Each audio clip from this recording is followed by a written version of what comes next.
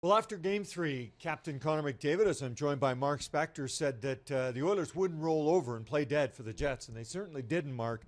But in the end, it's the same result. Despite all the great effort and time and chances, it's another overtime, and what did you make of it? Ended up being the, series-clinching win for the Jets. Yeah, another overtime loss for Edmonton in a series that they're going to look back on, Gene, and try to figure out why they were the ones that made the mistake first. They were the ones that couldn't get the goal that caromed in off someone's hip or leg or glove. They were the ones that couldn't get the clutch goal when they needed it. Winnipeg in all four games got the goal they needed to get. Edmonton in all four games made a mistake somewhere along the way. This one in triple overtime, Ethan Bear trying to sneak a change in. Connor McDavid gets his sort of dump in picked off and sent the other way.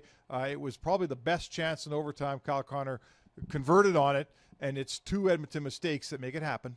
Well, should we spend some time talking about Darnell Nurse, considering how much time he played? And is that just kind of epitomized, here's a guy, part of a team that did everything he had, but, you know, in the end, the Oilers, no matter what they did, Winnipeg somehow found a better way to do it. Yeah, there was a lot of missed nets for Edmonton that this game could have ended. You know, it's a triple overtime game. There's a lot of chances on either side. I'm not here to criticize Connor McDavid, who played 1,000,000 minutes, or Darnell Nurse, who played 62:07, setting an Oilers team record.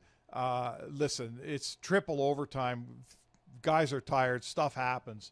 At that point, you're just looking for a hero. And the thing that remains is that hero, Gene, in all four games of this series, all of them very close, have always been wearing a Winnipeg Jets sweater 4 times in a row.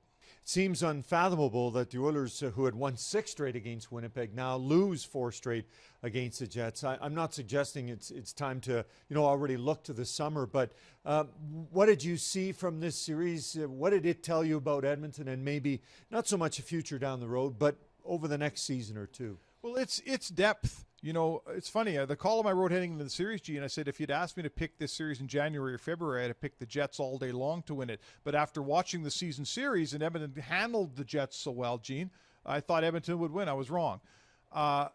Clearly, it's the Jets' depth. The Edmonton Oilers are still too much of a two-man show with Leon Draisaitl and Connor McDavid. They need more players that help, frankly. That's straight up. They were just as good in goal. Their defense was pretty good. I wouldn't complain about it.